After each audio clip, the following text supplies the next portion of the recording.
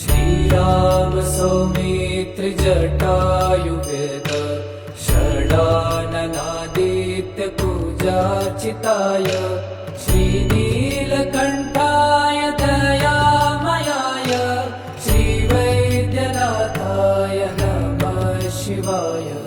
Shambho Mahadev